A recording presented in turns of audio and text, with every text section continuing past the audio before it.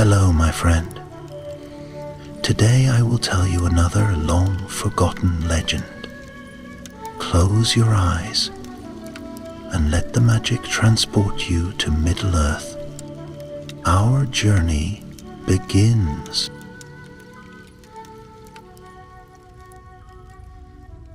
In the far north of Middle-earth, where the winds sing through jagged peaks and snow lies deep even in summer, there stands a grim range of mountains called the Arid Mithrin, the Grey Mountains. Long ago they were home to proud and stubborn dwarves who carved their halls beneath the stone and mined the earth for gold and precious gems. But darkness crept into those mountains, as it so often does in forgotten places, and over time the dwarves were driven out by cruel creatures and fire-breathing foes. Among these lost holds was one scarcely remembered, a place called Khazareth-dum, buried deep within the coldest reaches of the mountains. It had once glittered with emeralds and silver veins, but now it was buried in silence and snow. Most believed it a ruin, shattered by war and left to the frost, but not all. Far to the south, in the shining halls of Erebor, the lonely mountain, a dwarf lord named Thrain Stonehelm listened to whispers in the firelight. Thrain was not king nor heir to the throne, but he was of noble line and bold heart. His beard was streaked with gray, though his eyes still burned with the fierce glint of youth. One evening, in the Chamber of Records, he uncovered a forgotten scroll, sealed with red wax and dust. It spoke of Khazareth-dum and of a treasure hidden in the deeps, a vault of relics sealed when the last king fell. More than gold, the scroll hinted at a weapon lost in the old wars, one forged in ancient fire. Thrain's heart stirred. The dwarves of Erebor were prosperous once more, thanks to the great dragon Smog's defeat. But not all was well. Goblins crept in the east, and rumors of dark things stirring in old places had begun again. A weapon, old and strong, could mean much for their people. So Thrain called a company of 7 dwarves he trusted with his life. There was Dori the Silent, a hammer master from the Iron Hills, Bofri, a cunning delver who could read the bones of the earth, twins Grar and Gror, stout axemen with a fondness for ale and mischief, Kili, son of Fili, young and eager to earn a name of his own, and Meila, a fierce shield maiden of the north who had fought in the battle of 5 armies and bore a jagged scar across her brow. The 7th was Thrain himself, and he bore with him the ancient map copied from the scroll, and a heavy iron key. They set out in winter, for that was the only time the high passes would freeze solid enough to cross. Winds howled and snow lashed them as they marched north, wrapped in furs and cloaks of thick wool.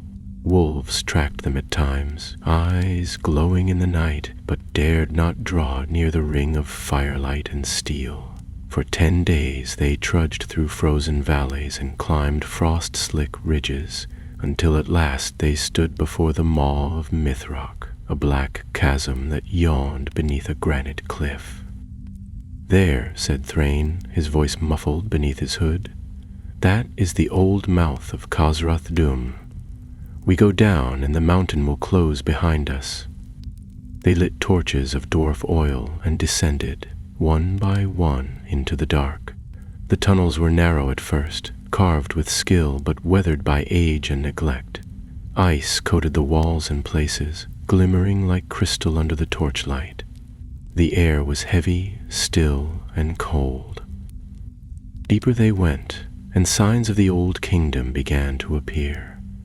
Statues chipped and toppled, murals of kings long dead, and pillars carved with runes half swallowed by frost.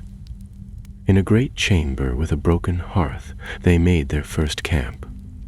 Bofri studied the walls while the others warmed their feet. "The ice is thick here," he said quietly to Thrain. "Unnatural thick. This place is colder than it should be, even this deep."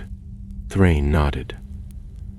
"I feel it too, as though something old is dreaming beneath the stone." The next days were spent in search. They mapped the old halls and marked their path with chalk, for it was easy to lose one's way in the black. They found old armor left where it fell, rusted and broken, and once the bones of a warrior curled around a shattered horn. But no treasure, no vault, and no weapon.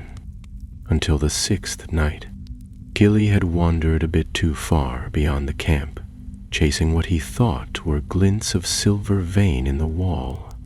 Instead, he found a vast shaft descending straight into the mountain's heart.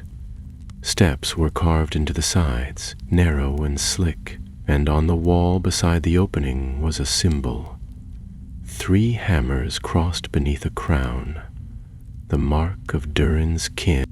He called the others, and they came with awe and fear, for none had seen such a stair before.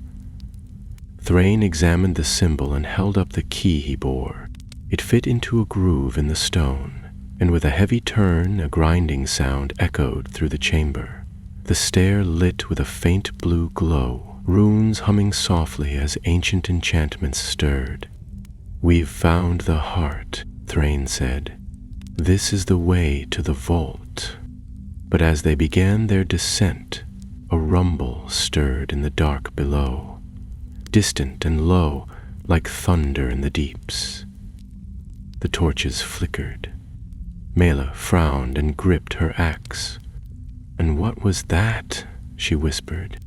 Beaufry turned pale. Something shifted down there. Something moved. Thrain raised his torch and looked into the vast throat of the stairway.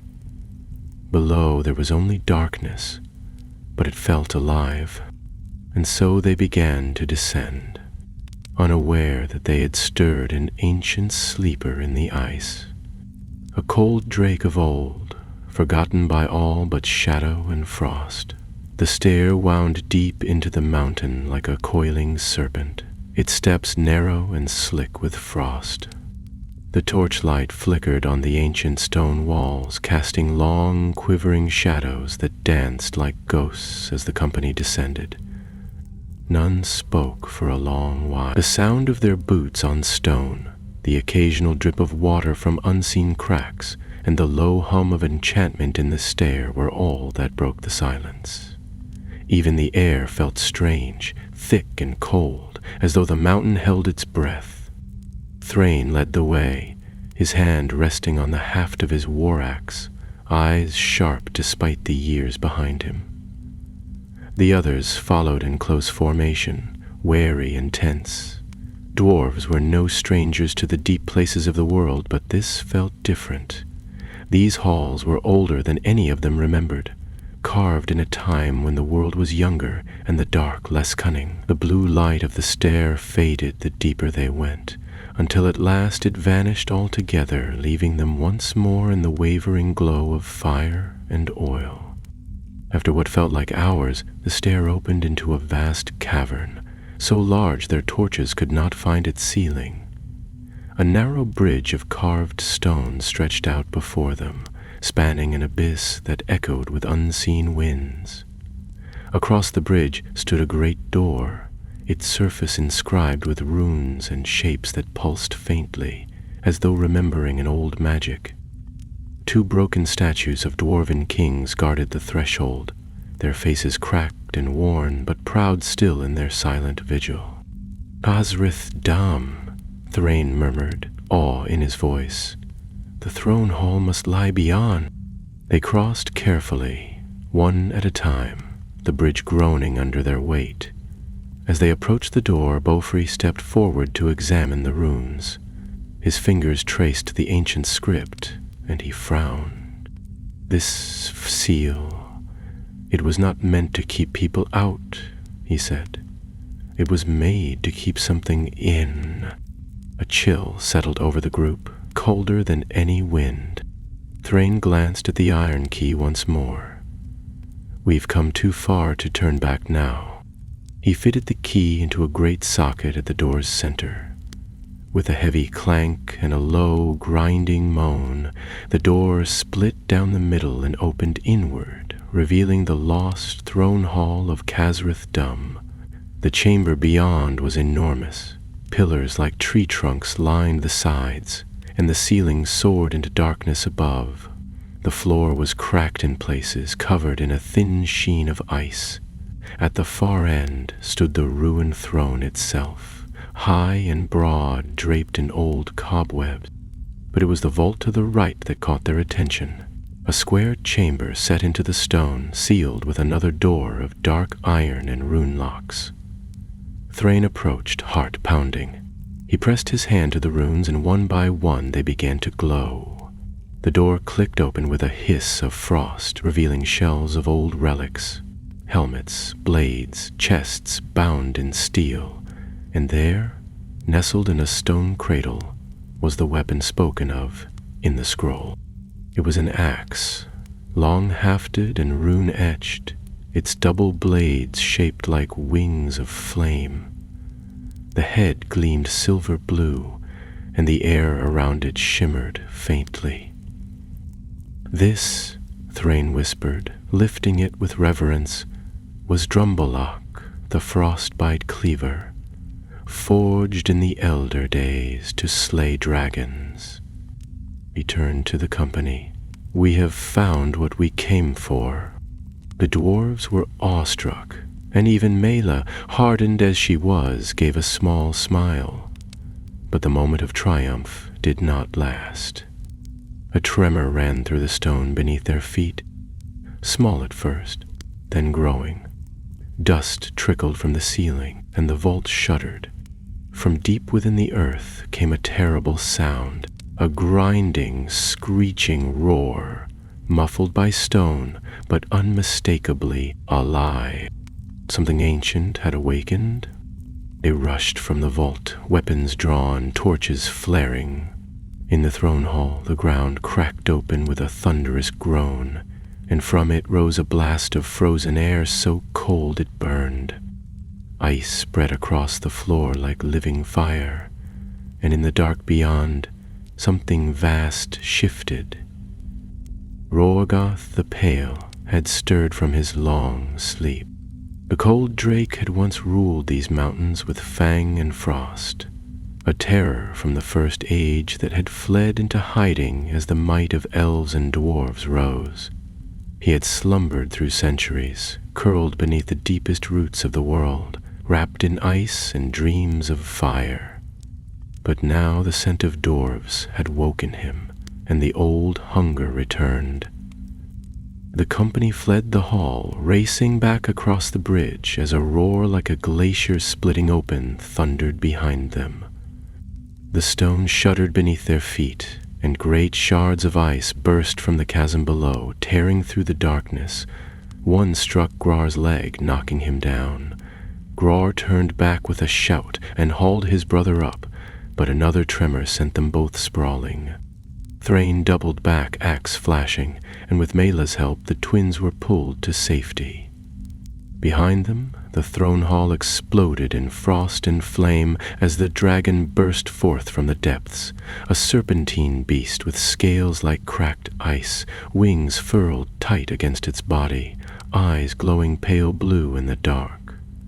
Rorgoth reared up, a terrible hiss escaping his jagged maw. The dwarves made it through the great door just as the bridge cracked behind them, crumbling into the abyss. The door slammed shut with a clang of steel, and the enchantments flared to life once more, locking the beast within, at least for now. In the flickering torchlight they stood panting, their breath rising in plumes. "Well," said Dori dryly, "we've woken something worse than goblins." Thrain said nothing for a moment. Then he looked down at the axe in his hand, the runes glowing faintly. He knew what must be done. They could not leave the dragon to rise. Khazrith Dum had been a tomb, and they had broken the seal. "We cannot flee," he said at last. "If Rorgoth escapes these halls, He will bring ruin on all the north. Erebor, Dale, the Iron Hills, all will burn or freeze. Mela nodded grimly. Then we end it. Here. The others stood silent, but one by one they raised their weapons. In the heart of the mountain, with the storm of ice and fire looming behind them, the dwarves of Erebor made ready for war. The company made their camp in an old guard-room not far from the sealed door, where the stone walls were thick and the ceiling had held fast against the shifting of the earth. They lit no fire, for heat might draw the drake's attention, but huddled close with thick cloaks and whispered voices, every one of them wide-eyed and alert. The only sounds were the slow drip of water from the cracks, and the faint, unsettling groans that echoed now and again from beyond the vault. It was as though the mountain itself had come alive with pain.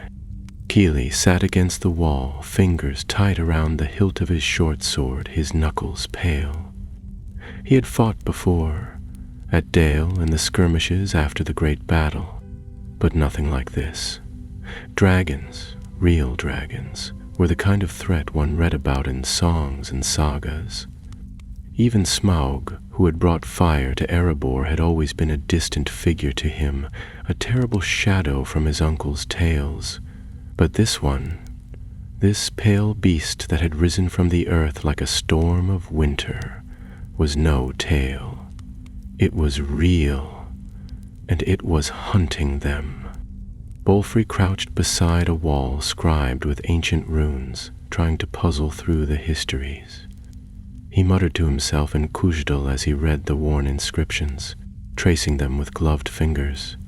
It says the last king fell not to goblins or orcs, but to something below, he said at last, his voice just loud enough for the others to hear.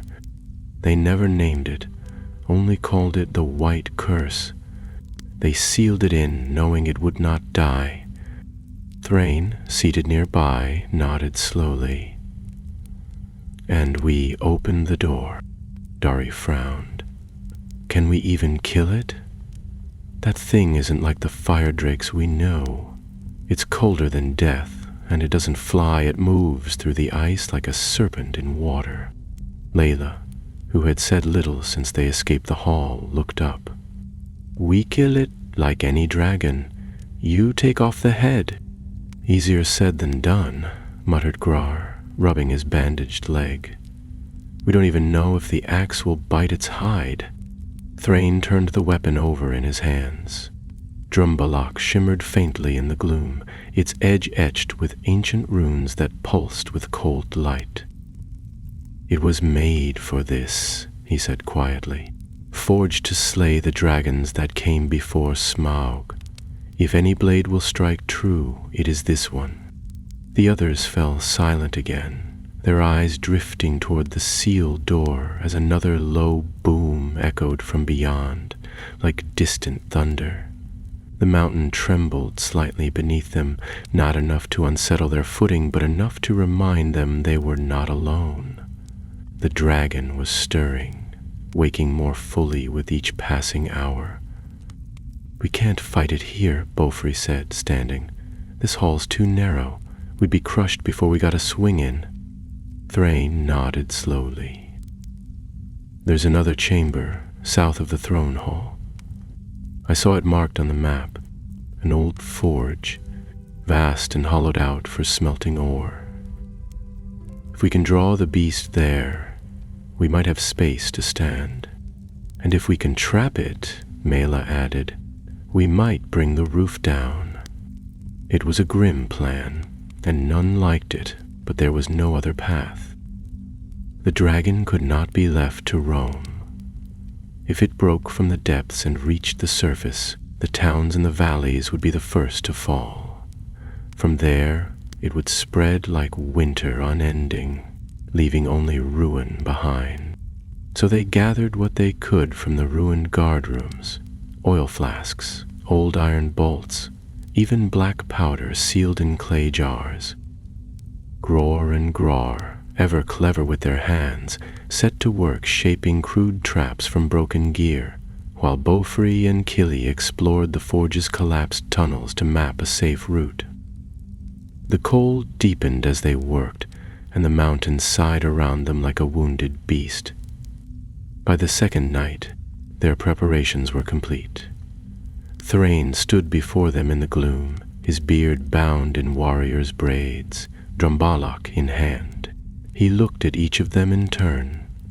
Dori, Beaufry, the twins, Keely and Mela, and saw not fear in their eyes, but grim resolve. They were dwarves of Erebor, and they had come for treasure, yes, but they would leave with legend or not at all. "We move at dawn," he said quietly, "while it still sleeps." Dawn was only a word, so deep beneath the earth, but they rested in shifts and rose with purpose. They moved silently through the winding halls, following Beaufry's markings until they reached the mouth of the forge, a gaping archway sealed with a portcullis of ancient iron. Gror and Grar worked it loose, straining with a winch until the rusted bars groaned upward, and they slipped through into the coldest place they had ever known. The forge was vast, a cathedral of stone with towering chimneys that vanished into shadow. Old carts lay scattered among the debris, and the smelters stood like silent sentinels. Runes on the floor marked the ancient crafting circles, and half-formed blades lay frozen on forgotten anvils. The ceiling arched high above, webbed with cracks. It was perfect. They scattered the powder in the tunnels behind them, packed the old beams with oil and pitch, and fixed iron bolts to trip triggers near the broken rafters. When all was ready, Thrain took a deep breath and turned to them. "Go to your positions. When the beast follows me, wait for my signal." Beaufry gripped his shoulder. "You shouldn't go alone." "I must," Thrain said. "I woke it. I'll lead it in." With that, he vanished into the dark, taking only Drumalak and a single torch. The tunnel back to the throne hall was quiet, though the walls sweated with frost and the air burned with cold. Thrain's steps echoed in the silence, every breath a plume of mist. As he neared the broken hall, he felt the pressure of something vast ahead, like a presence too large to be seen, crouched just beyond the edge of sight. He raised the torch. A dragon was there, coiled amidst the ruin it had made. Raragoth's long body wound through shattered stone and ice, his scales pale as hoarfrost, his wings folded like cloaks of mist. His eyes opened slowly as the light touched him. Two orbs of frozen flame, ancient and hate-filled. The rain did not flinch. He stepped forward and raised his voice. "Rorgoth, I am Thrain, son of Thror, of Erebor. Come forth and face me." The dragon uncoiled, slow and terrible. His jaws opened, steam rising like fog, and his hiss was a sound that scraped across the bones. Then he surged forward, a living avalanche of claws and teeth and death. Thrain turned and ran. Thrain sprinted through the tunnels with the cold wind chasing at his heels, the torch in his hand guttering with every thunderous breath that roared behind him. He could hear the scraping of claws on stone, the slam of the dragon's massive body against the walls as it forced its way through the narrow corridors. The mountain trembled with every step of the beast. Ice cracked, rocks tumbled, and the ancient halls that had slept for centuries awoke with a chorus of destruction. But Thrain ran on, not daring to look back. His breath came in hard bursts, his legs burned beneath the weight of mail and fear, but the path was clear. Beaufry's markings were bright and fresh along the walls, and he followed them with all the speed he could muster. A sharp turn, a low passage where he ducked beneath a frozen arch, and at last the forge doors loomed ahead. He could just make out Mela's shadow moving high on one of the scaffoldings, and the glint of Keely's bow where he waited in the rafter. Behind him came a roar, so loud and deep it rattled his bones and made the walls quake. A burst of ice-laced air slammed into his back, and frost laced the torch in his hand. The flame flickered wildly but held. He burst through the doors into the vastness of the forge, and in that same breath the cold drake followed. Rorgoth's long serpentine form smashed into the space like a glacier breaking through a dam. His wings scraped the ceiling, and his breath misted the air into a freezing fog. He paused for a moment at the threshold, his eyes scanning the vast chamber.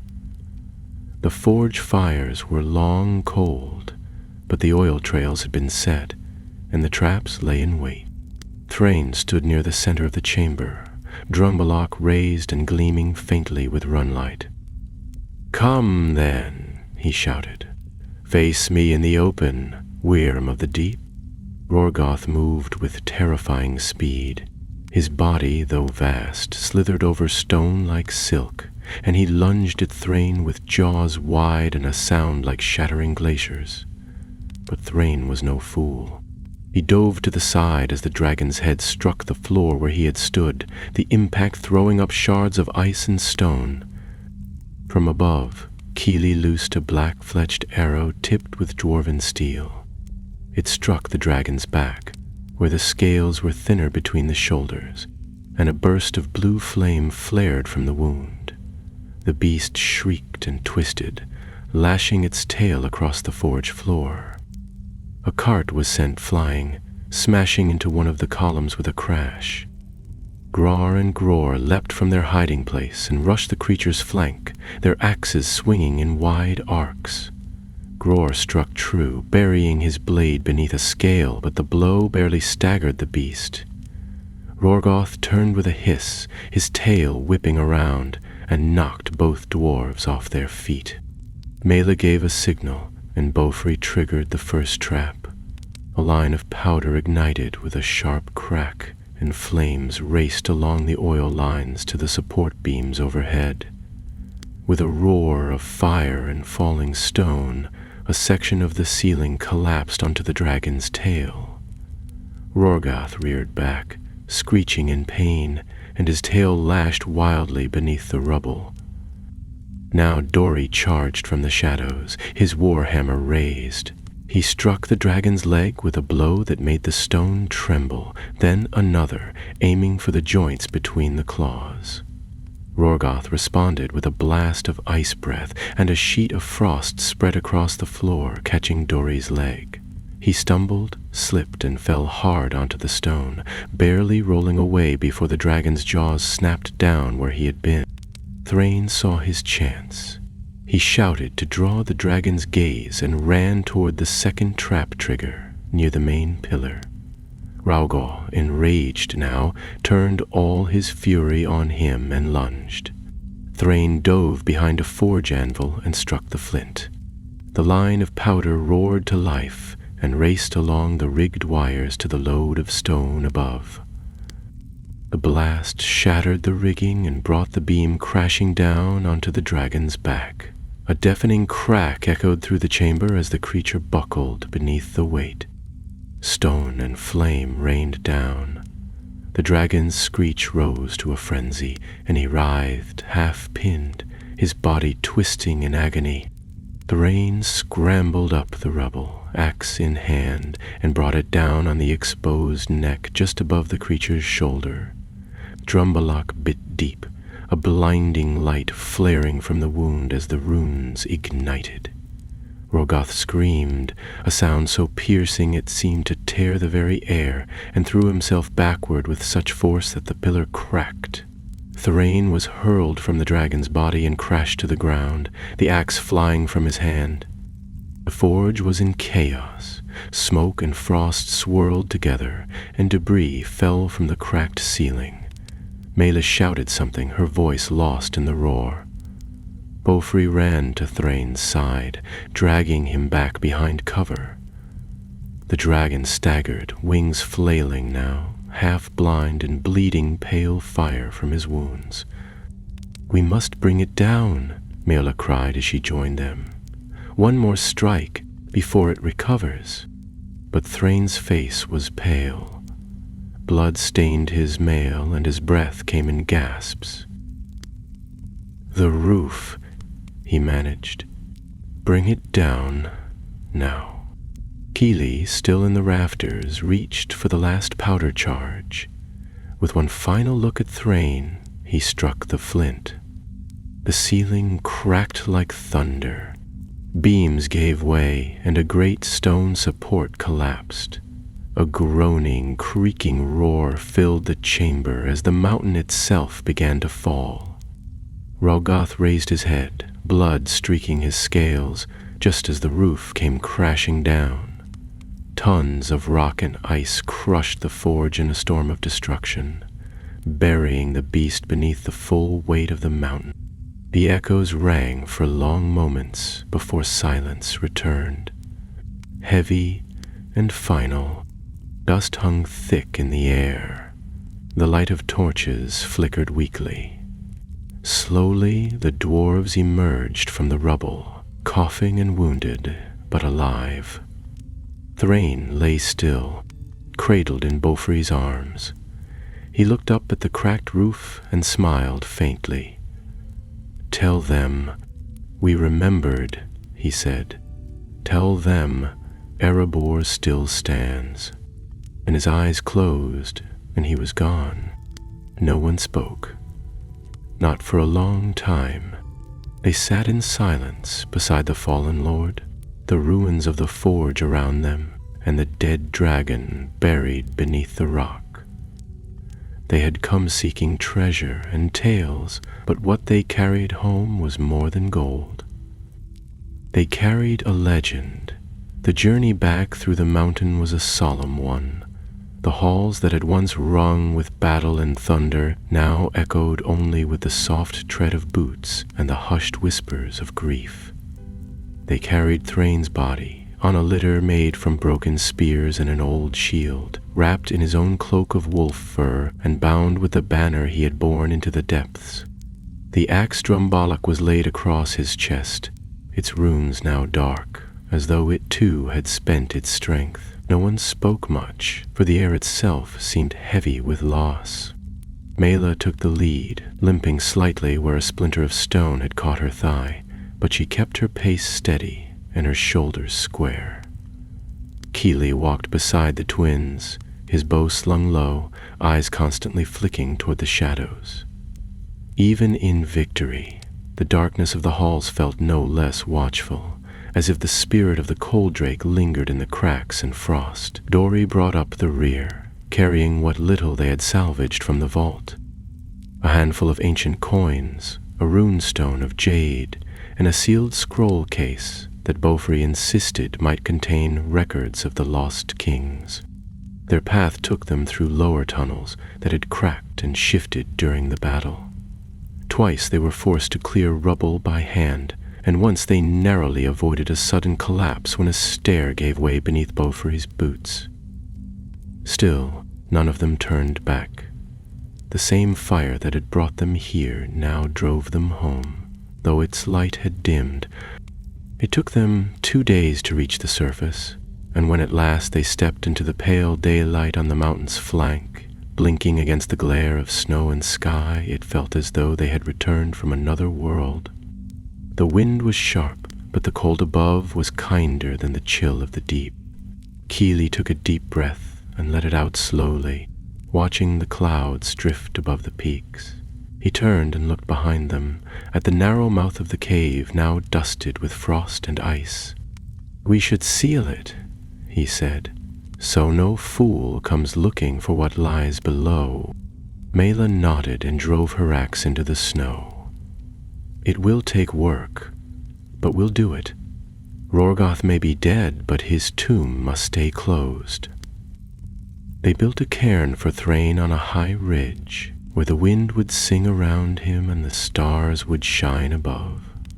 It was not the tomb of a king, but it was made with honor. Each dwarf laid a stone by hand, and when it was done, Mela set the haft of a broken spear upright at the peak, and tied a strip of Thrain's banner to it. It fluttered gently in the wind, red and gold against the white snow, a quiet beacon in the wild north. Dori stepped back and brushed the frost from his beard. He should have been buried in Erebor, beneath the mountain he loved. Ulfri placed a hand on the cairn. He died saving it. This place, this mountain, was his last hold. Let him keep watch here. None disagreed. The descent from the gray mountains was slow, for the passes had iced over once more, and the winds had grown fiercer. Snowstorms forced them to shelter more than once, and wolves followed them at a distance, though they never attacked. Whether it was the scent of blood or the shadow of the dragon still clinging to the company's trail, none could say. But the wilderness gave them space, and they crossed the final ridge into the southern foothills without further loss. Word of their return spread quickly through Dale and into Erebor. When they reached the great gates of the lonely mountain, grimy and weather-worn, a crowd was already gathered to meet them. Thorin the Stonehelm, king under the mountain, stood at the front, clad in a breastplate of hammered silver and a cloak of midnight blue. His face was lined with age and wisdom, and though he did not speak at once, the sorrow in his eyes said an. They knelt before him and laid Trembalach across their arms. Mela spoke the words, her voice hoarse.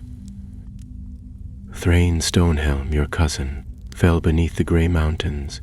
He slew the cold drake Rorgoth and sealed the deep once more.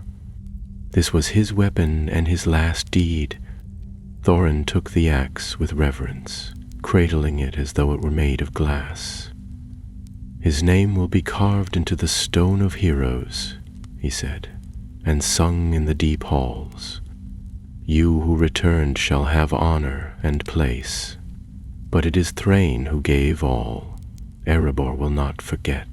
The following days were filled with retellings. The tale of the snowy depths spread through the mountain like fire through dry tinder.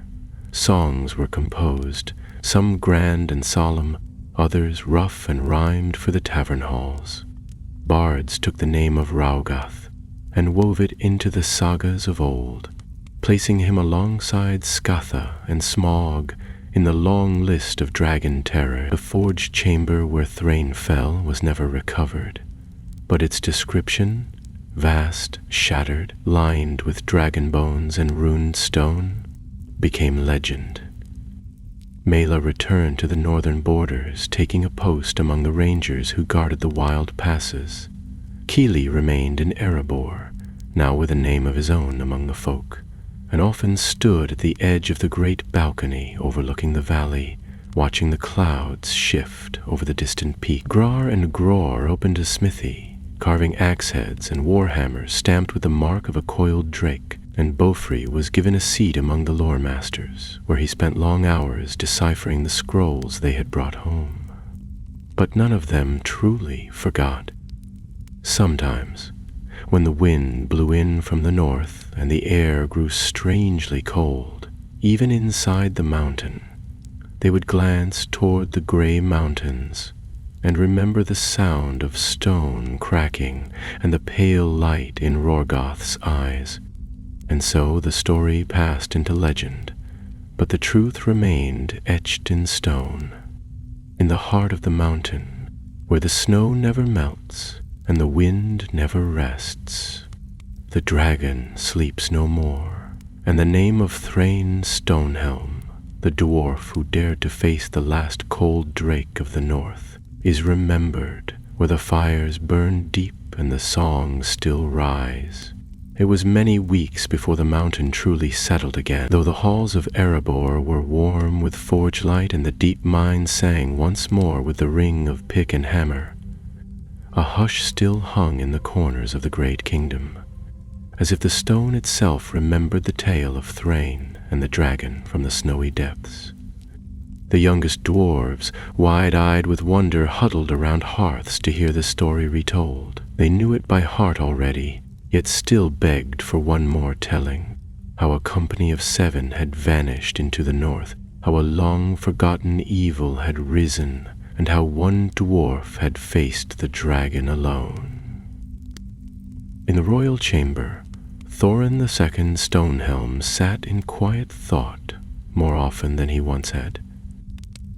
The axe, Drumballoch, now rested on a black velvet cloth beside the throne, beneath a banner newly woven in honor of Thrain. It bore a silver mountain over white snow, with a flame-tipped axe crossed beneath, a symbol that would in time come to be etched into the great gate itself. Yet it was not glory or song that weighed on the king's mind, but what Thrain's journey meant for the world beyond Erebor's stone walls. Thorin summoned Bofri one morning, asking him to bring the old scrolls they had recovered from Khazrith Dum. The scholar arrived with a pack filled with brittle parchment and tight-wound cases, and together they studied the writings in the high tower library where the sun streamed in through latticed windows. What they found there troubled them both. The cold drake's presence, it seemed, had not been entirely natural. One scroll, written in a faded elvish hand likely copied from an even older text, spoke of a dark stirring in the north, bound in frost, yet drawn by a whisper that seeps through stone. Another, penned in the blocky script of an old dwarf warden, spoke of a shadow that had whispered to the beast in its sleep, feeding it dreams of dominion and fire. Bofri frowned as he read, running a hand through his tangled beard. "There's something deeper at work here, my king. Raugoth may have been a relic of the elder days, but he did not wake of his own will. Something called to him. Perhaps something still watches." Thorin leaned back, his face grim. "Then the mountain's silence is not peace. It is waiting, watching. We must be wary." Elsewhere in Erebor, life returned to its familiar rhythm.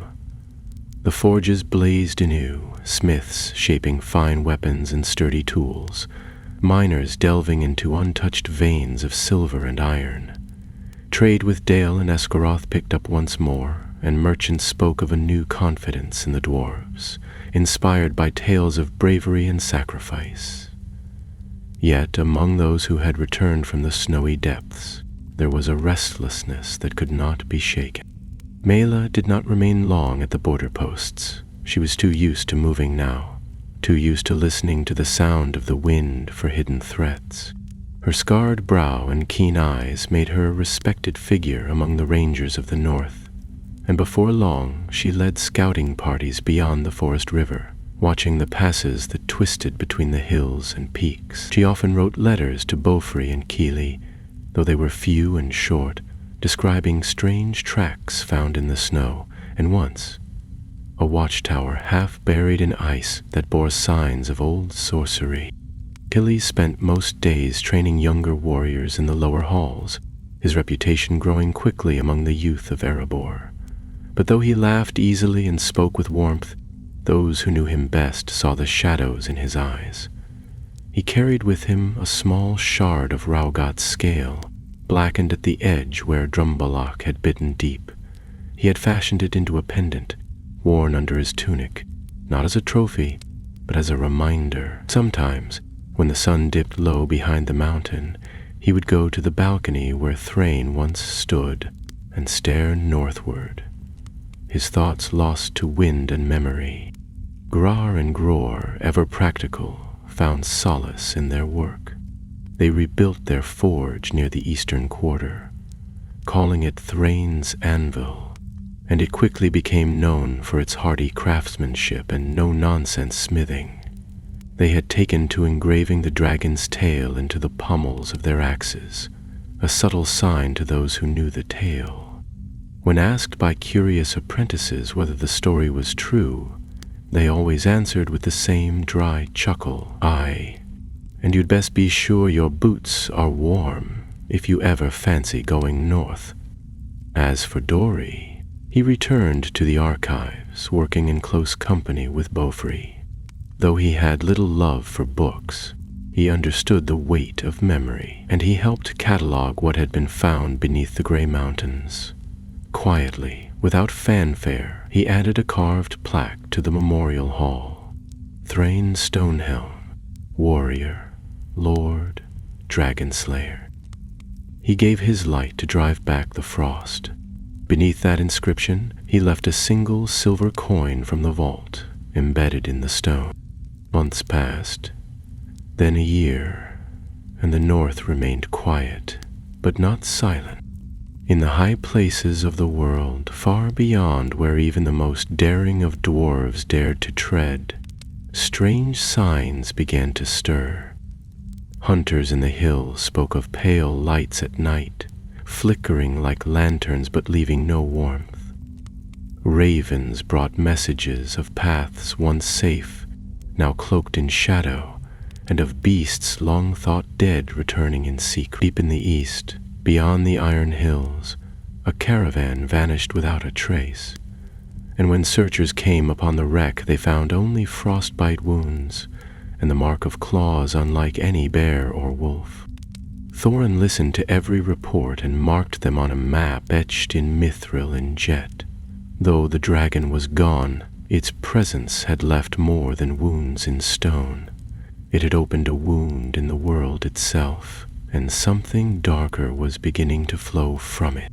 And so, as the fires of Erebor burned bright and the halls echoed with song and steel, a quiet watch was kept, not with fear, but with resolve. The dwarves had faced what lay beneath the snowy depths and lived. They knew now that evil did not always come in fire and fury. Sometimes it came in silence, in ice, in dreams that waited. But Erebor stood ready. The first to hear the whisper of danger once more was not a dwarf, but a man, a hunter of Dale named Edric, who often ranged far into the northern woods where the pine trees grew tall and the air tasted of iron and frost. He was not young nor foolish, and he knew those hills better than most. Yet when he returned to the town with eyes wide and limbs trembling, even the most skeptical listeners took pause. He spoke of an old ruin near the head of a frozen stream, buried for years under snow and moss, now uncovered as though something deep beneath had stirred and shifted the land above. Strange symbols had been carved into the stone, none he could read, and the air there, he said, was so cold it made his bones ache. Worse still, the animals had fled the area. No tracks in the snow, no birds in the trees, only silence. The tale reached Erebor within days, carried by raven and passed from merchant to guard until it came at last to Keely's ears. He took it at once to Beaufry, who was already buried beneath scrolls and old maps in the dim-lit lore chamber near the mountain's heart. The scholar rubbed his eyes as he listened, then stood without a word and pulled down a thick tome bound in scaled leather. Within it were sketches of ancient dwarven holds and forgotten battlefields, places swallowed by time and war. He turned to a page marked with a yellowed ribbon and showed it to Keely. The drawing was crude but clear enough. A long hall carved into a mountainside, the arch etched with runes like those Edric had described. "That is not one of ours," Beaufry said quietly. "At least, not Erebor's line. This was built by the long-lost folk of Gundrabad, before the wars with Angmar, and it's far north, farther than anyone settled in living memory." Keely frowned. Could the ruin be connected to the Coldrake? Another place it slept? "Not slept," Beaufry said, shutting the book with a sigh. "But perhaps a place it fed. These places were often lairs, not homes. And if it was once drawn there, something might still echo beneath." The decision to send a new company was not made lightly. Thorin himself summoned them to his council chamber, where long maps were rolled out and every account laid bare. Mela was recalled from the north marches, and when she entered the chamber, her hair now streaked with more gray than before, her axe freshly whetted, she gave her report with firm clarity. Tracks had been found beyond the hills, long and dragging, as though something vast had moved beneath the snow. The forests near the ruin had begun to twist, not with rot, but with a kind of brittle decay. Leaves turned white at the edges, bark split with veins of frost, and pools that should have thawed in the spring remained locked in glass. Thorin nodded slowly as the room fell silent. We cannot wait for shadow to rise again. We face it now, while it is yet thin. And so the company was formed. Kili, eager and restless, volunteered without hesitation. Mylea agreed to go, though she warned them this time they might not return. Beaufrey, ever the seeker of truth, packed his scrolls and a new set of tools for recording ancient signs. Dori refused to be left behind, claiming someone had to keep the rest of them alive. Grar and Gror joined as well, though they grumbled about the cold and swore this would be the last time they let themselves be dragged into another adventure with dragons at the end of it. The company numbered 9 when they left the mountain, 2 more than before, and they traveled light, wary of the winter still clinging to the north. Dale gave them fresh coats and food for the journey, and Edric the hunter came to guide them part of the way. As they passed beyond the green slopes and into the broken lands of the northern marches, the clouds thickened overhead, and the sky turned a dull, watchful gray. They reached the ruin on the 4th day, a half-buried hall carved into the side of a narrow gorge. The stone was cracked and weathered, but the arch still stood, its runes laced with hoarfrost. The door itself had been split long ago, now no more than 2 slabs leaning against the wall. Beyond, a tunnel yawned in shadow, and a strange chill wafted from within, not sharp like mountain air, but deep, slow and dead. Mela crouched at the entrance, brushing frost from the carved lintel. "This is old work," she said, "not ours. And the runes, they've been twisted." Beaufrey stepped forward and studied the markings. "The language began as Kozdl," he said slowly, "but it's been corrupted. Some of these shapes, they're the same forms used in the black speech of the enemy." Kili drew his blade. "Then we know what kind of place this is." They lit their torches and stepped inside. The hall beyond was narrow and sloped gently downward. The walls were carved with figures, tall and hunched, with long claws and empty eyes. Every now and then, a section of the wall had been broken or scorched, as if something had passed through and taken offense to the stone itself. The deeper they went, the colder it grew. Their breath misted in front of them, and frost gathered on the hilts of their weapons. They reached a wide chamber with a pool at its center, frozen over and black as ink. Around it were columns shaped like twisted trees, their branches clawing toward the ceiling.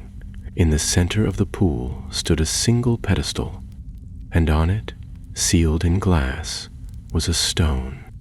It pulsed with a faint blue light. Beaufrey stepped forward, his eyes wide. "This is no dwarven craft," he said, "nor elvish. I do not know this magic." Mailer touched the hilt of her axe. "Can it be moved?" I don't know, but we should not."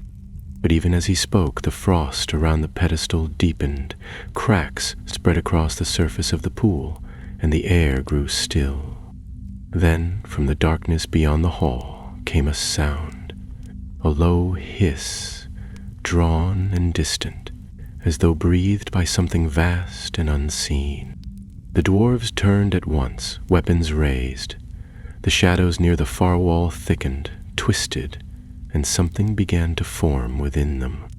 A shape long and coiled, with eyes like twin stars of frost. It was not Rorgoth. But it knew him, and it was waking. No one moved. The sound, thin and serpentine, like wind dragged across broken glass, echoed through the chamber, threading its way between the columns and over the frozen pool. The torchlight flickered as though shying away from the dark, and a strange heaviness pressed against their chests, not from fear alone, but something more ancient, more suffocating. The shadow on the far wall did not retreat. Instead, it began to shift, slowly, deliberately, as if peeling itself from the stone, forming a shape that was neither wholly real nor completely illusion. It was tall and long, scaled in patches that glinted faintly like shards of night sky, and its eyes, fixed on the dwarves, pulsed with a cold and knowing light. Yuri took a step back, lowering his voice to a rasp. "That's no beast of flesh and blood." Beaufry nodded without looking away. "It's a memory, or something left behind. A spirit, perhaps, bound to this place by whatever magic lies within that stone." Keely narrowed his eyes and drew an arrow, notched it, and held the string taut. "Bound or not, it sees us." The shadow creature slithered forward, but its movement made no sound, and where it passed, the frost thickened, creeping up the columns like ivy. Its head rose slowly, revealing a mouth of jagged ice, teeth and a hollow throat that shimmered with a lightless gleam. It did not roar. It breathed, long and low, and the breath reached them across the room, heavy with memory and dread. Mela stepped forward, axe in hand, her expression set. "It remembers Rorgoth, and it knows who killed him." As if in response, the creature turned its gaze directly upon her. The air around the pool shuddered, and fine cracks raced across the surface of the ice, thin as hair but spreading fast. The pedestal trembled, and the strange stone atop it flickered more brightly now, casting strange shadows that bent the room into angles that made no sense. Beaufry moved closer, frowning as he pulled his cloak tight. "There's something in this stone, not just power, memory. A fragment of the beast that once was. This must be a shard of Rorgoth's spirit, torn from him when he fell. And it's calling." "Calling to what?" Keely asked, though he feared he already knew the answer. "To what listens," Beaufry replied, his voice quiet and strained. The air turned bitter. Frost crawled across the door's boots, and the pool beneath the pedestal gave a sudden groan, as if something below had stirred. From behind them, the passage they'd entered shuddered. Snow and dust tumbled from the arch, and a loud snapping crack split the silence. "We need to move," Melee said sharply.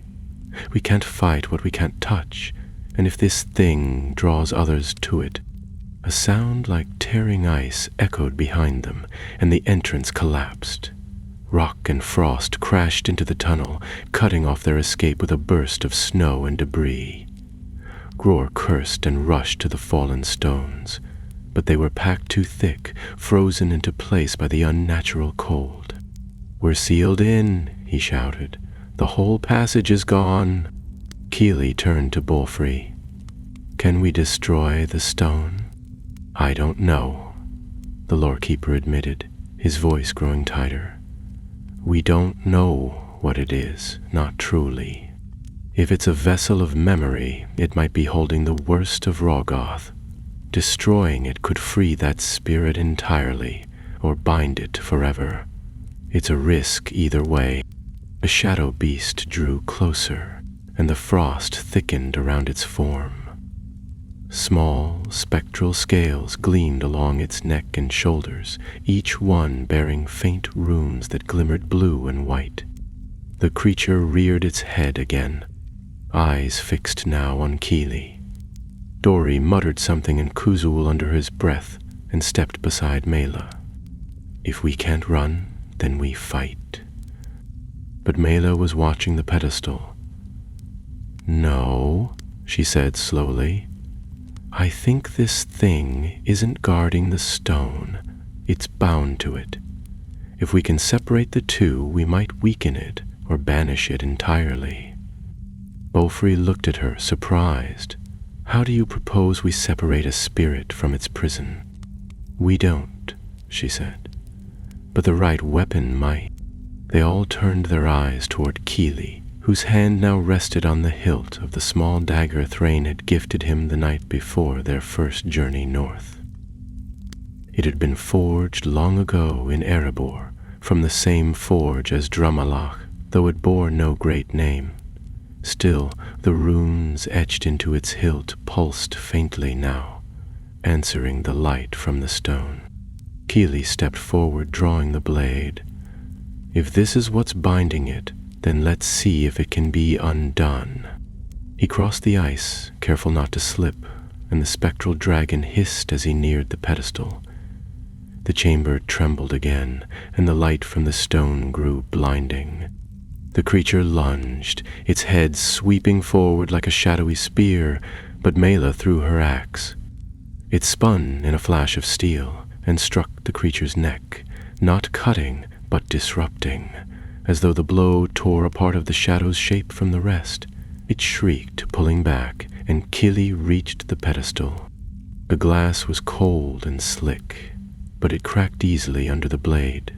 As it shattered, a gust of wind burst from the stone itself, not warm but dry and dead.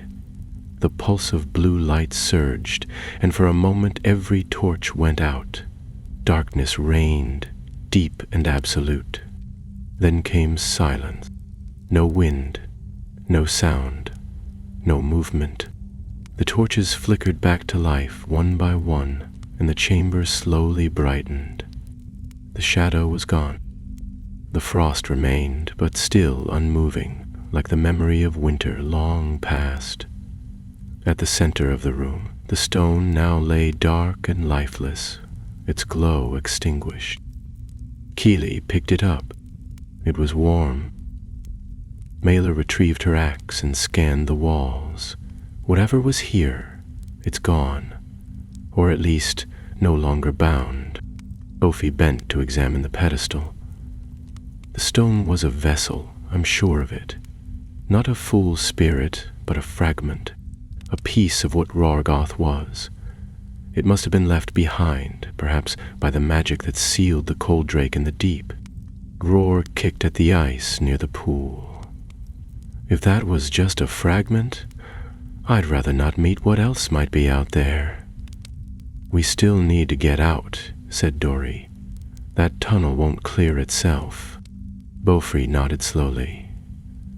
We'll find another way. These halls run deep, and if this ruin is tied to others like it, there may be more stones, more fragments.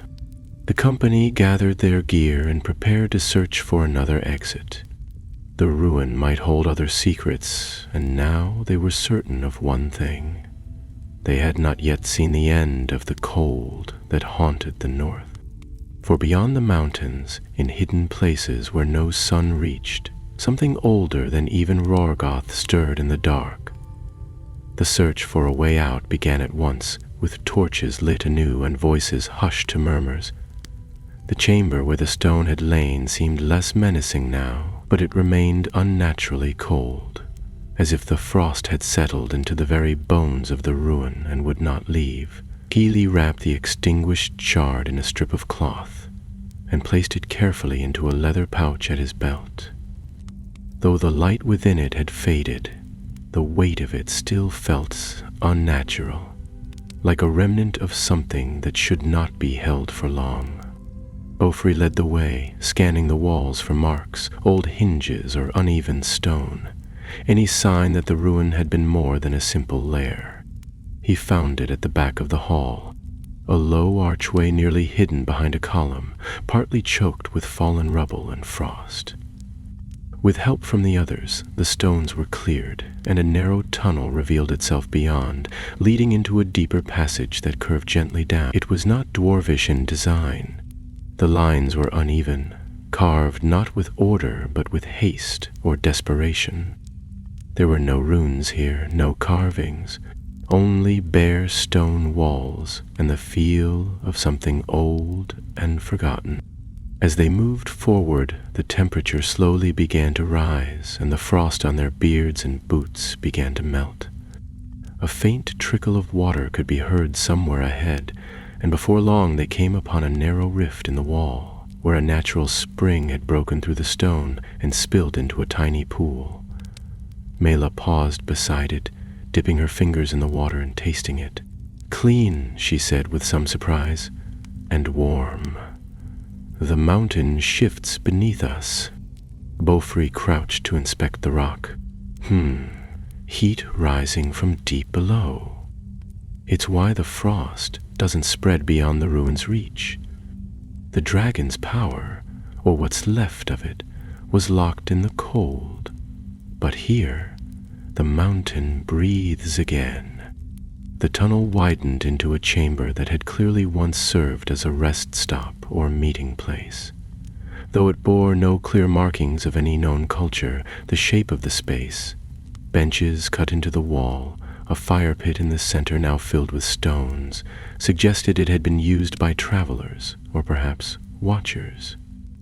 Whatever purpose it had served, it had long been abandoned. Still, it offered shelter and a moment's respite. They made camp there, not because they wished to, but because the pace had worn on them, and they did not know how far the path beyond would stretch. While Dory and the twins checked the perimeter and secured the tunnel's entrance, Beaufry unwrapped the shard and studied it again. Killy watched him from across the fire pit, sharpening his dagger on a flat stone. "I thought it would shatter," Keely said quietly. "When I broke the glass, I thought the shard would burst into smoke, or light, or something more final." Beaufry didn't answer at once. He ran his fingers along the smooth surface of the shard, now dark as obsidian but still warm to the touch.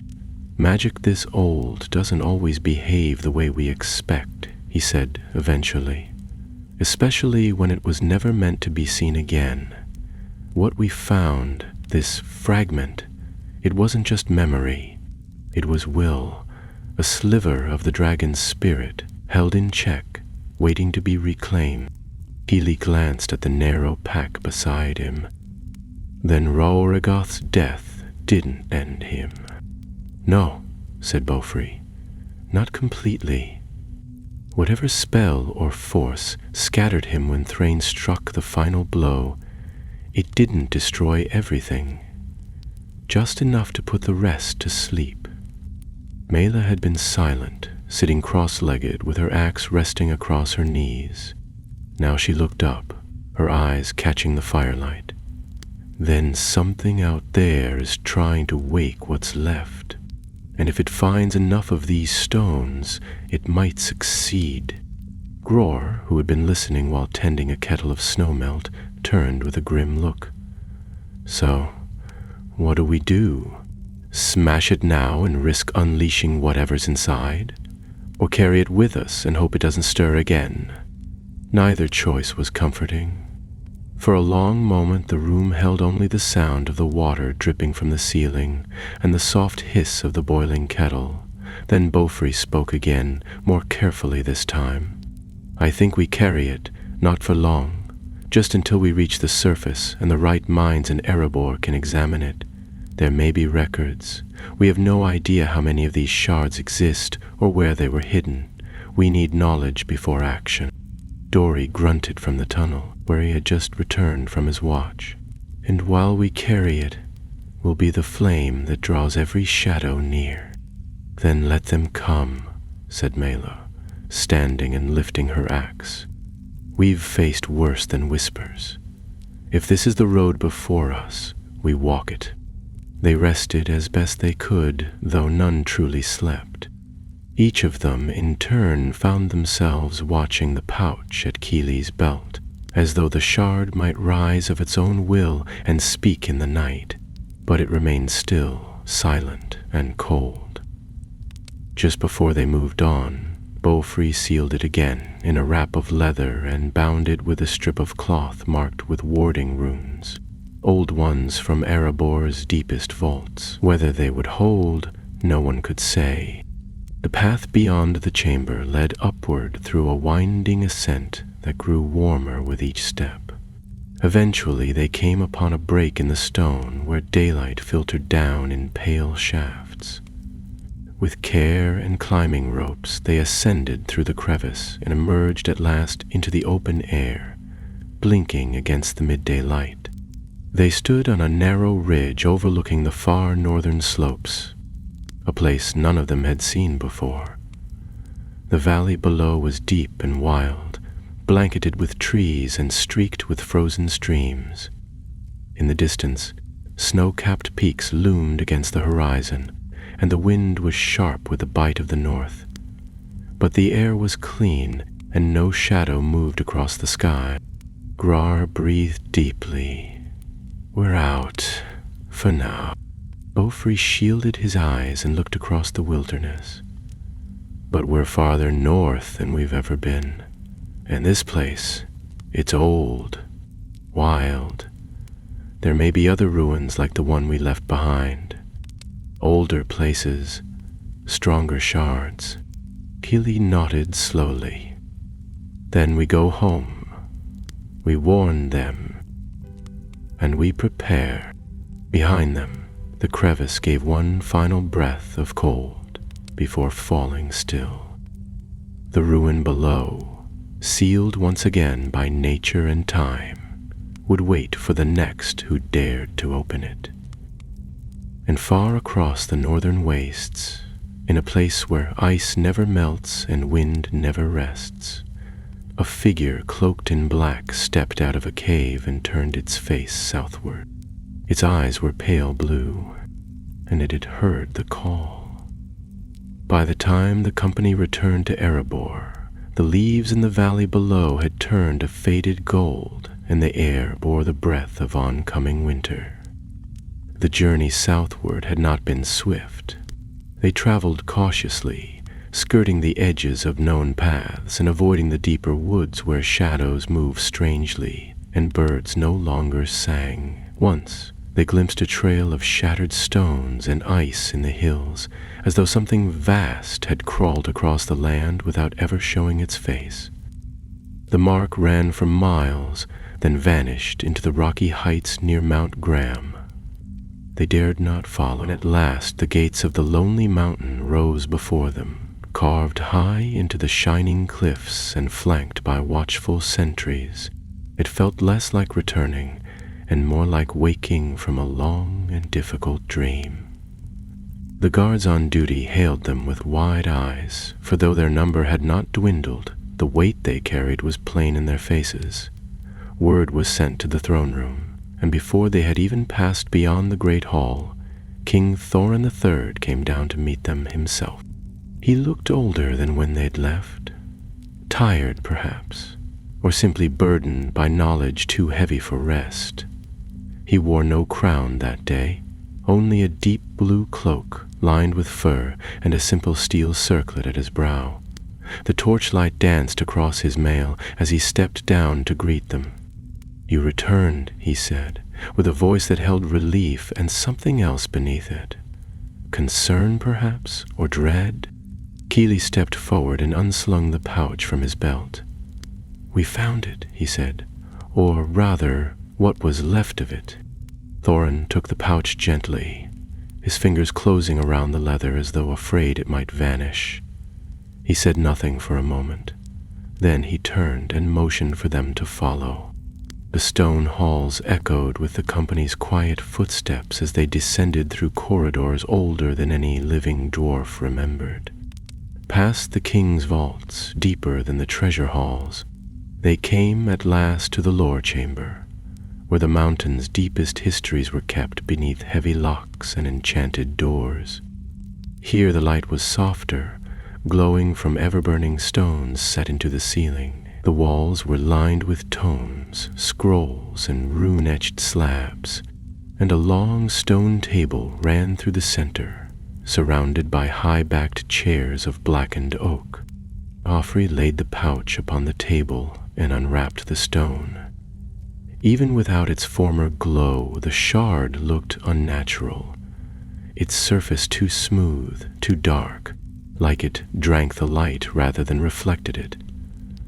Mela stood beside him, arms folded across her chest, watching it with a wary eye. Thorin stepped closer, examining the shard.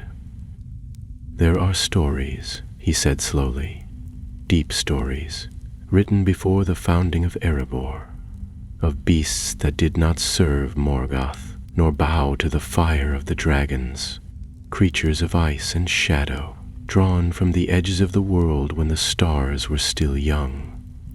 It is said some of them learned to linger, even after death, if they were bound to stone or iron, by will or by spell."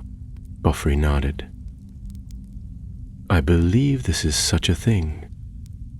A fragment of a greater spirit, tied to Raugoth, or perhaps one of its kind, but it is not dead, not entirely.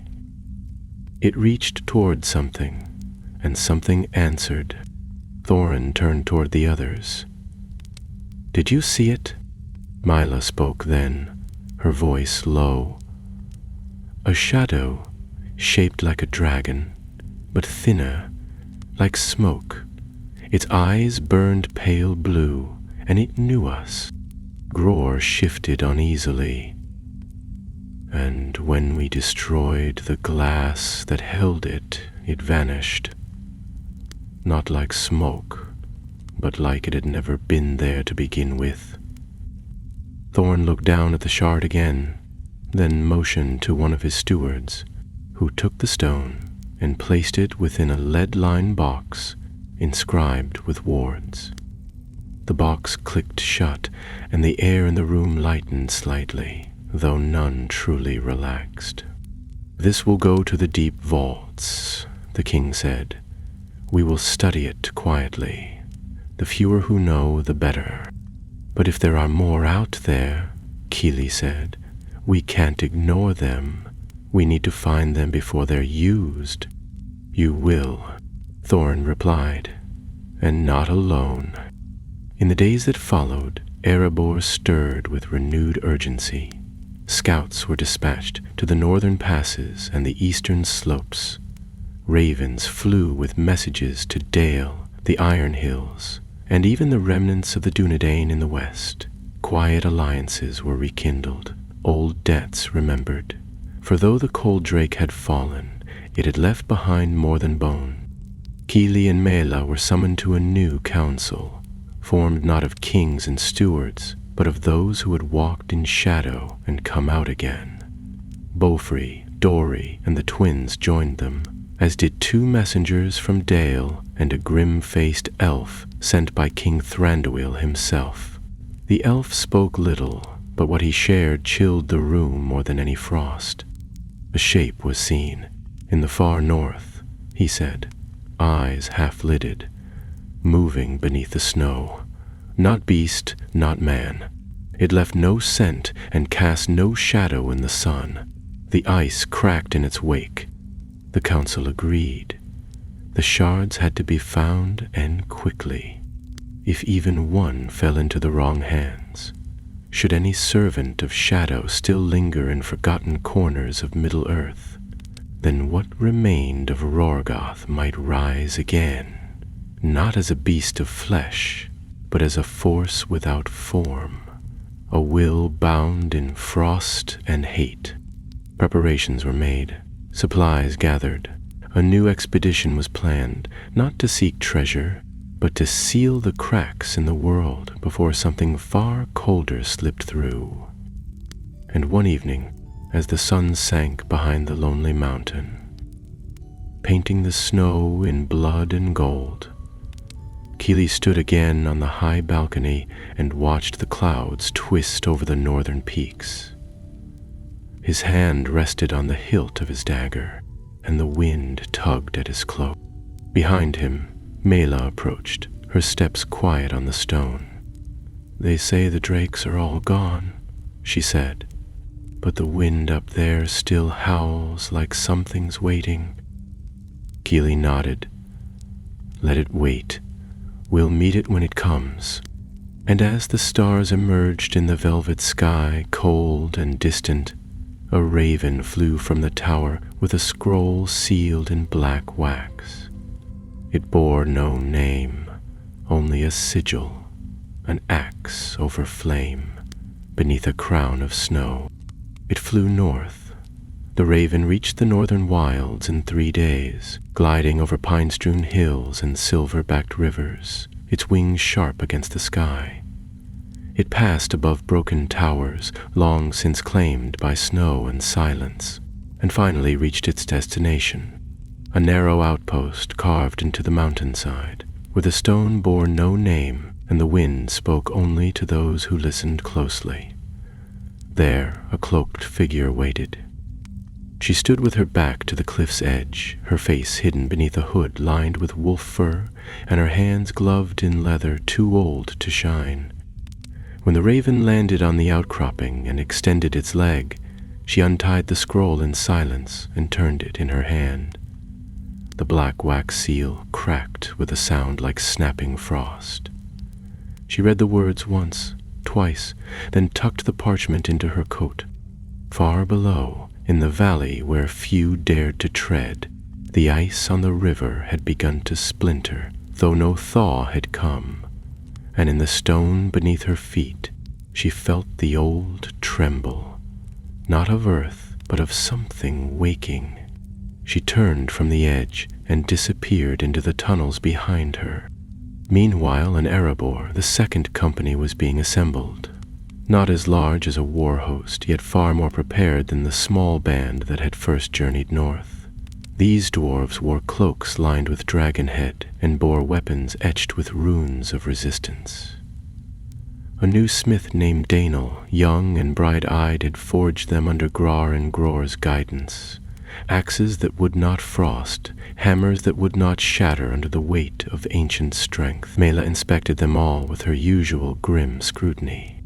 Beaufrey spent his days deep in the vaults, scouring old texts with renewed purpose. The shard had been moved to a warded chamber beneath the western gallery, where 4 guards stood at all times, and torches were replaced every hour, not for light, but for the comfort of the living. Though it no longer pulsed with light, the stone had begun to hum faintly, as though murmuring in a voice none could truly hear. The scholars who passed near it grew pale and restless. Some stopped sleeping altogether. "It's not meant to be held," Beaufrey told the council when next they met. "These fragments are remnants of a greater will, not just the memory of a dragon, but a binding of hate frozen into form. Rorgoth may have been the vessel, but something older gave him purpose, and that something is still watching." The council room had grown quiet. Thorn leaned forward. "Then we hunt the source." Maps were drawn, but few had knowledge of the far northern ranges. Those mountains were older than the kingdoms of elves and dwarves, their paths choked with snow and silence. The rangers of the north sent word of strange lights seen over the Foridwaith, and from the east came a whisper of movement near the ruins of Angmar. Yet no sign of a full dragon had been found. Instead, things smaller, colder, creatures made of smoke and snow that moved like beasts and hunted like wolves. They vanished in the light and left no prints, but when they passed, the frost remained. Preparations pressed on. Keely stood at the heart of them, directing scouts, speaking with smiths, reading old letters left by Thrain. He had taken on the task as though it had been passed to him by blood, and in truth, it had. There were days he barely slept, spending long hours in the Hall of Remembrance where his uncle's likeness stood carved in grey stone, hands folded over the haft of a battle-axe. Sometimes, Keely would speak to it, not aloud, but with a kind of silent resolve, as though waiting to feel the presence of the one who had first walked into the snowy depths. At last, the company was ready. They numbered 13 warriors, 3 scouts, 2 lore masters, and 1 elf from Thranduil's halls, silent and sure-footed, with eyes that seemed to see far more than they ever said. Mela was named commander, with Kili her second. Dori came once more, shaking his head and packing twice as many rations as the others. Grar and Gror forged a war wagon fitted with wheels rimmed in ice metal, and Bofri carried a scroll case bound in silver, within which lay every record known of the fragments, their possible locations, and the dark powers they had touched. They left at dawn. As the sun rose behind the lonely mountain, casting golden light on the stone gates, the people of Erebor stood to watch them go. There was no great fanfare, no music, but in the silence was a deep respect. These were not soldiers marching for conquest, nor heroes seeking glory. They were guardians now, tasked with sealing the cracks in a world still healing. For many leagues they traveled through familiar lands, then beyond the last reaches of road, where the snow fell thick and the trees bent low with age. They passed the ruins of watchtowers and old fortifications, left over from wars most now only knew by name. And as they ventured deeper into the north, signs began to appear.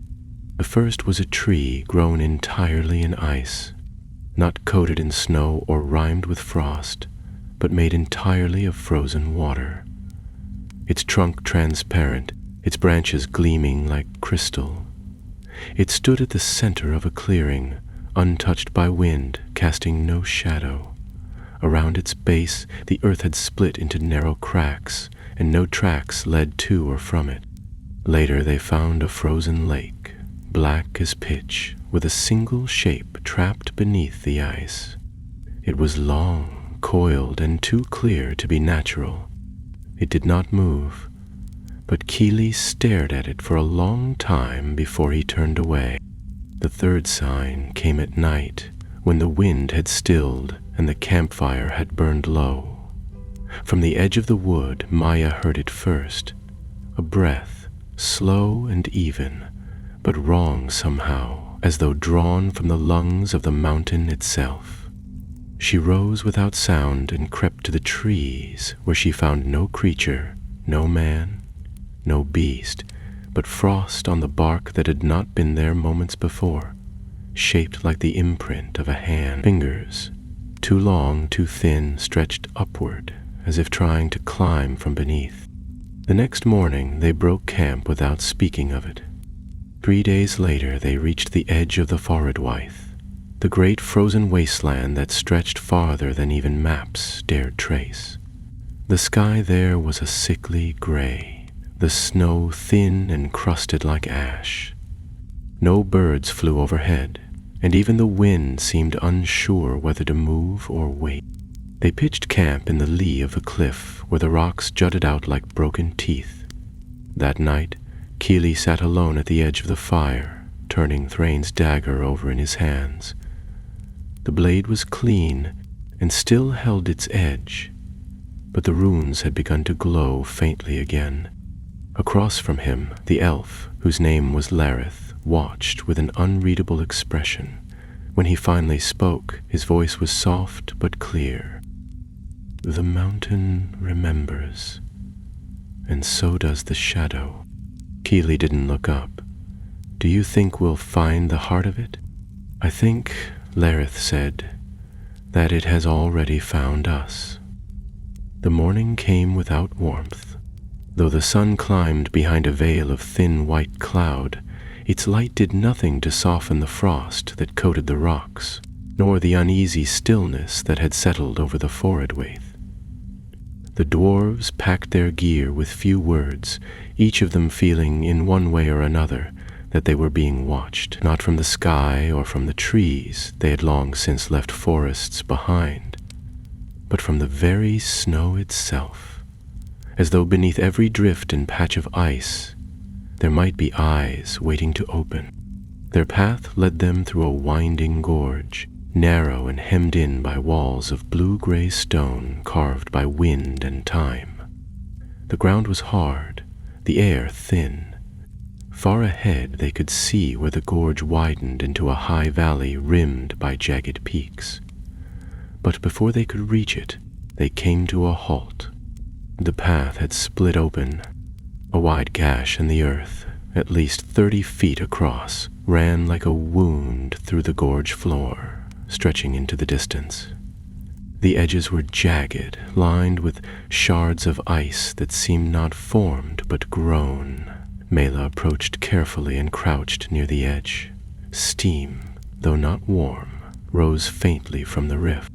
"It's hollow beneath," she said, tossing a small stone into the chasm.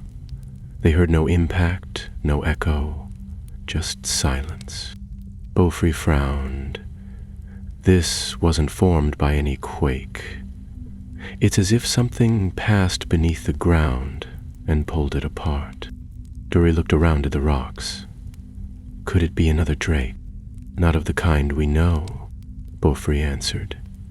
And not alive, at least not entirely. The decision was made to follow the rift from above, keeping to the higher paths where they could see without risking the descent. It was slow going, and the trail was steep in places, but they pressed on with growing urgency. As they climbed, the land around them grew stranger. Ice shaped like bones jutted from the cliffside. Old banners, weathered beyond recognition, hung from spears frozen into the stone, remnants of some long-forgotten battle.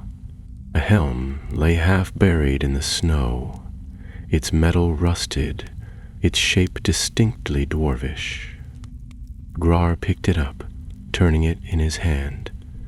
"Not ours," he muttered, brushing the frost from the crest. "Older, Gundrabad, maybe, or one of the deep clans lost before the fall." Mailer nodded. "Then we're near one of the old holds." It was just past midday when they found the entrance. Tucked into the wall of the high valley, it had once been a gate, tall and rectangular, framed by pillars carved with dragon teeth. Now, half buried under centuries of snow and rockfall, only the upper arch remained, and even that had cracked under the weight of time. The runes on the lintel had been worn smooth, but beneath them, something new had been scratched into the stone. It was a symbol, crude and jagged. 3 slashes crossing a single circle. Beaufry paled when he saw it. That is not dwarvish. That's the mark of a summoning, a call to gather. It's ancient sorcery. "Calling what?" Killy asked. "Fragments," Beaufry said. "Like the one we found. This place. It's not a tomb. It's a beacon." They entered the gate slowly, torches lit, weapons drawn. The hall beyond descended in sharp steps, each one deeper than the last. The walls were smoother here, untouched by time, though they bore no markings. Only the air spoke of age, thick, cold, and heavy with silence. After an hour of descent, the path opened into a vast chamber, wider than any they had yet seen. The ceiling disappeared into darkness, and the walls were lined with alcoves, each one holding a stone pedestal, and atop each pedestal sat a shard. Not one, not 2, dozens. They were small, varied in shape and color, some black as night, others streaked with silver, one with a pale green glow, but all pulsed with a faint, steady rhythm. Like breath, like thought. Dory cursed under his breath. Maela raised her axe. "We can't leave them here. We can't let them call to anything else." Beaufry stepped forward carefully, his face pale. "This is what remains of them. Not just Raugoth, but others. Drakes that fell in the wars long forgotten, and whose spirits refused to fade. Their power was gathered here, stored for some purpose. From behind them, Lareth's voice rose, calm but firm. "They are waiting." "For what?" asked Keely, though the answer was already forming in his heart. The elf stepped closer to the circle of shards. "For one to bind them. A will strong enough to knit their pieces into a new body. Not of scale and fire, of shadow and frost." Mela turned to Beaufry. "Is it possible?" Beaufry looked around the room, his voice shaking. "If someone knew the rites, if they had enough shards, yes. They could bring back what was lost. Not as it was, but worse, bound in hate, without form or fear." A cold breath passed through the chamber, though none had moved. Then the torches went out, not all at once, but in a ripple, from the farthest wall toward them, as if the dark had been waiting to swallow the light. Keely drew his dagger, the blade already glowing faintly, but the glow did little to cut the gloom. They heard it then, a whisper, low and long like the stirring of leaves beneath ice. One of the shards began to glow more brightly, then another. Then a voice spoke, not with words, but in thought. It pressed into each of their minds at once, slow and cold and terrible. "You cannot kill what does not sleep." The shards lifted from their pedestals, hovering in the air. "You broke the shell, but the fire still burns." Keely raised his blade. "Stand together." The dwarves and the elf formed a ring, facing the circling shards which now spun faster and faster, their light weaving a pattern above the floor. A shape began to form in the center. A long neck, a skull of ice, wings of smoke edged with steel. It was not Rorgoth. It was what had come before. It was the memory of every frozen terror that had ever stalked the north. The ritual had begun, and the only way to stop it was to destroy every shard before the thing they formed could rise again. Keely stepped forward, blade raised high, eyes locked on the heart of the storm. "For Erebor," he said, "and for Thrain." Then he ran into the dark.